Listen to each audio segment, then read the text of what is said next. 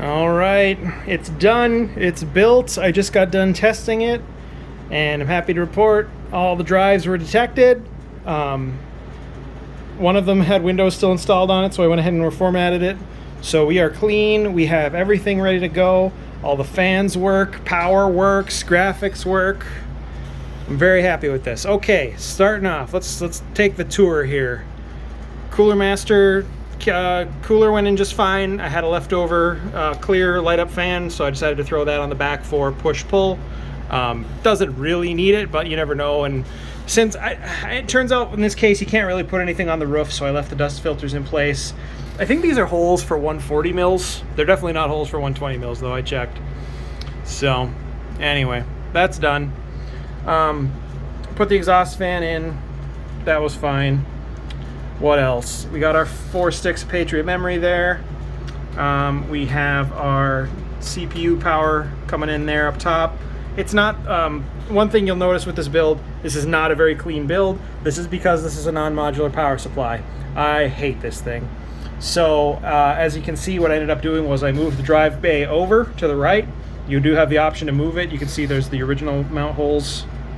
I believe they're buried now, but there were original mount holes here. I scooted the whole thing over towards the front, and that gave me space to bury these extra cables I had.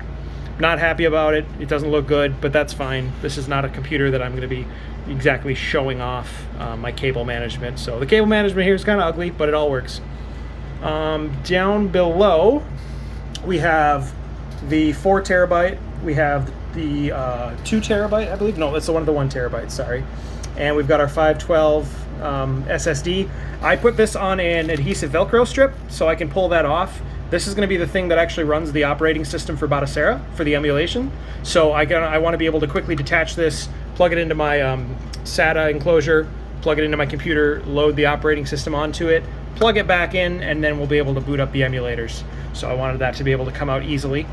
Up top, we installed our two 5.25 inch drive bay adapters. So we have big boy hard drives up here where the CD drives used to be.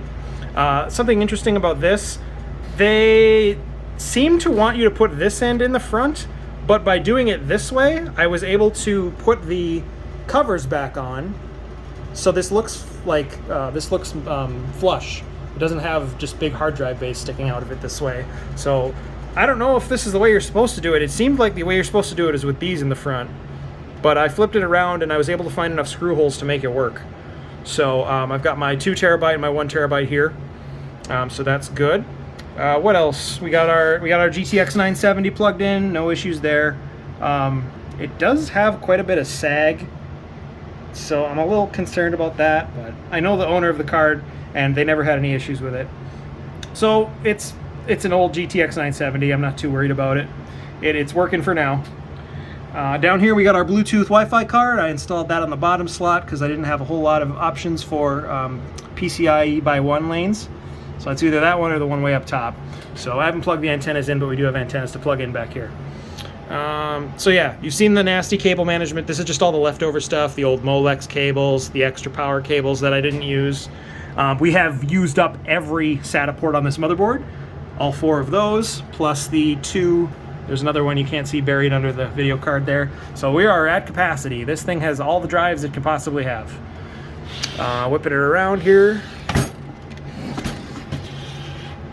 Back of the case, again, not my best work with cable management, but being a $50 case, they didn't really give you many options in terms of tying off cables.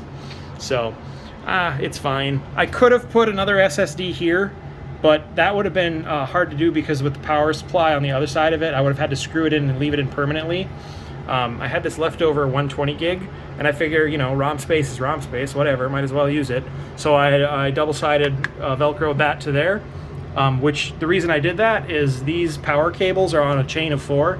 So I have the 2 that are plugged in right here behind the wall to the top 2 drives, and I have the one coming off of that plugged into here. So those 3 are all linked together.